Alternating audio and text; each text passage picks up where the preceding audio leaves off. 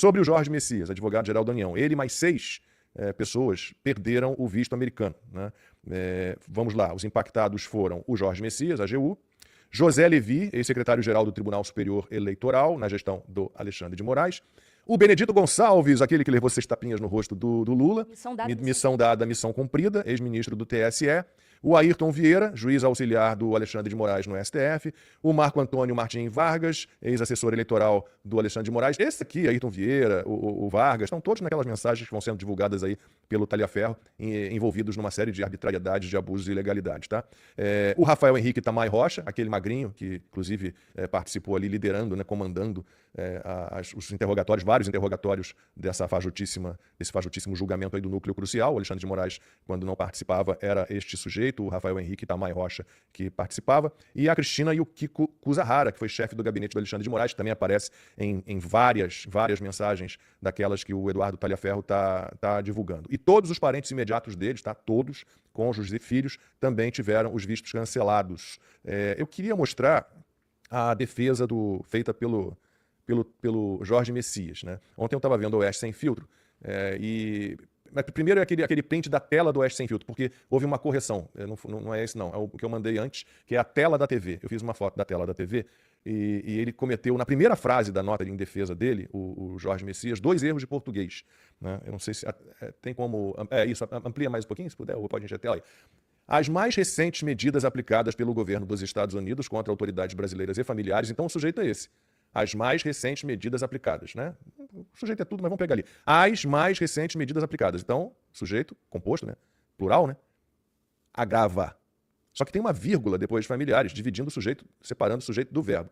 Aí pode ir pro X do Jorge Messias, porque, ele descobriu que estava errado, né? Porque as mais recentes medidas têm que ser agravam. Aí ele colocou lá, agravam. Mas a vírgula tá entre o sujeito e o verbo continuou. Aí o cara vai fazer a defesa dele sem nenhuma condição de se defender e ainda agride português 2 vezes logo na primeira frase. O que a gente vai dizer de um sujeito desse? Mas não dá para levar a sério, né?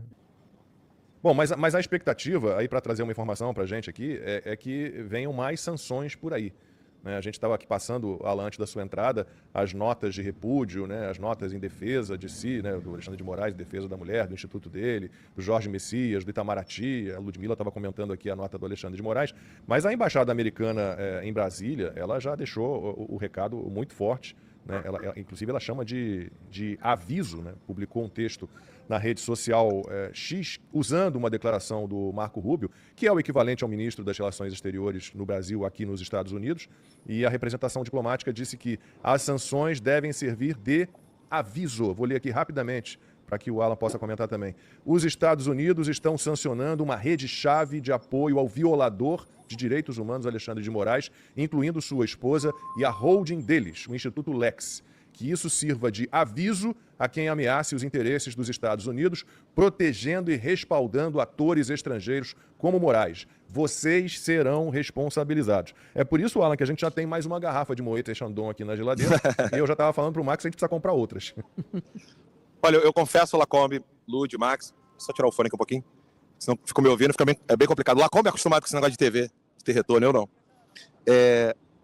Eu fico impressionado como a imprensa lida com tudo isso, com tanto amadorismo. Convenhamos, nós estamos numa guerra. Os Estados Unidos estão guerreando contra poderes globais. A China é um deles. A Rússia é um deles. Por que o Brasil, tomando o lado da China e se unindo a narcotraficantes, terroristas como Hamas, Hezbollah, por que isso não é criticado pela imprensa, Lacombe? Eu confesso que tem momentos que, meditando sobre isso, eu vou às lágrimas. Porque como assim não tem mais jornalismo no Brasil?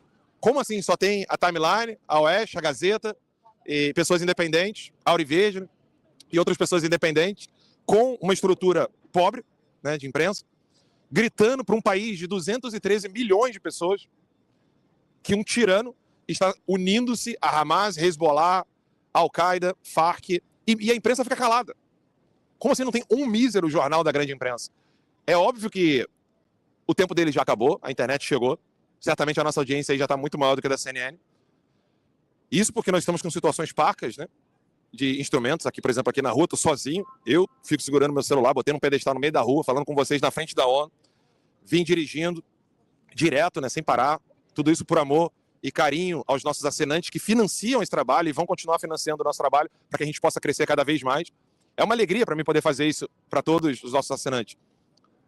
Mas, convenhamos, é muito triste ver que a imprensa morreu. Nós estamos vendo um ladrão, comunista confesso, que colocou ministros na corte de modo absolutamente perverso, criminoso, corrupto, une-se aos piores ditadores do mundo, vem na ONU, discursa que o país não tem mais fome e miséria, e a imprensa fica calada, analisando isso como se ele fosse um líder político qualquer, normal, o que nós sabemos que é absolutamente inadmissível. Deixa eu só ver se está vendo alguma autoridade aqui, quero saber quem é. Que se for o Lula, eu quero dar o recado agora mesmo.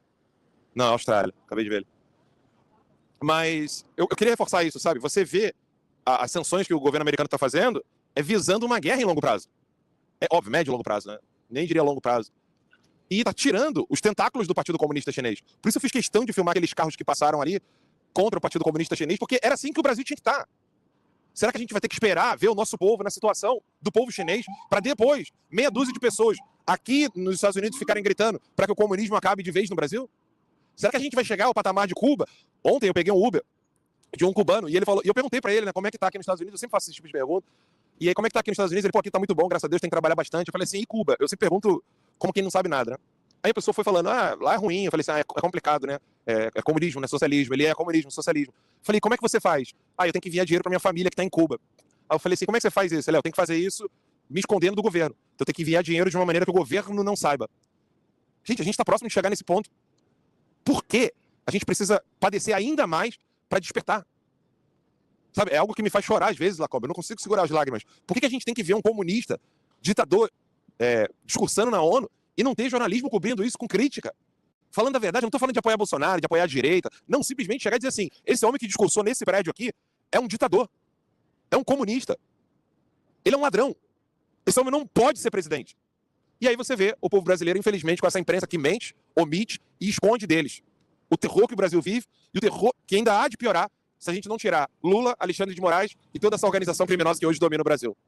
Então, desculpa não ter focado tanto nessa questão das sanções, eu queria fazer esse desabafo, eu queria muito poder estar aqui, falando em rede nacional, uma TV enorme na timeline, podendo mostrar para o povo brasileiro o sofrimento dos chineses, que estão aqui com poucos cartazes, tentando libertar 1,4 bilhão de pessoas que ainda sofrem no regime comunista chinês, e que a gente não precisa chegar nesse ponto para poder despertar as pessoas no Brasil.